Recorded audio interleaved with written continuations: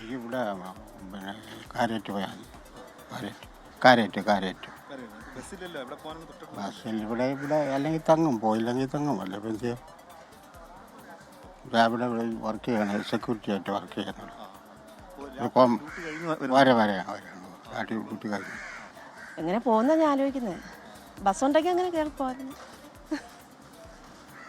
എന്ത് ചെയ്യാനാണ്, ബസ് ഇങ്ങനെ സമരത്തിൽ കിടക്കുന്നൊന്നും അറിഞ്ഞില്ല. അറിഞ്ഞെങ്കിൽ ഒട്ട് വരത്തില്ലായിരുന്നു. എവിടെ പോകാനാ? കോട്ടയം പോലീസ് സംരക്ഷണം ഉണ്ടേ ഓടുമെന്നാണ് പറഞ്ഞത്. ആലപ്പുഴയിൽ നിന്ന് ഷൂട്ടിംഗ് ഉണ്ടായിരുന്നു. മന്ത്രി പറഞ്ഞിട്ടുണ്ടല്ലോ സർവീസ് KSRTC സർവീസ് നടത്തുമെന്ന് പറഞ്ഞിട്ടുണ്ടല്ലോ. അപ്പോൾ ഞങ്ങൾ ജീവനക്കാരായി തയ്യാറായി വന്നതാണ്, സർവീസ് നടത്താനും തയ്യാറാണ്. പക്ഷെ എല്ലാവരും സർവീസ് നടത്തുന്നില്ലല്ലോ. അല്ല, അത് ചിലപ്പോൾ പണിമുടക്കിൽ പങ്കെടുത്തവരായിരിക്കും. ഞാൻ പണിമുടക്കിൽ പങ്കെടുത്തിട്ടില്ല, പങ്കെടുക്കുന്നില്ല. ഇതുപോലെ ചേട്ടനെ പോലെ എത്ര ആളുകൾ പങ്കെടുക്കുന്നില്ലായിരിക്കും? അല്ല, നെയ്യാറ്റിൻകരയിൽ ഏതാണ്ട് ഞാൻ എൻ്റെ 6:15-നാണ് സർവീസ് തുടങ്ങിയത്.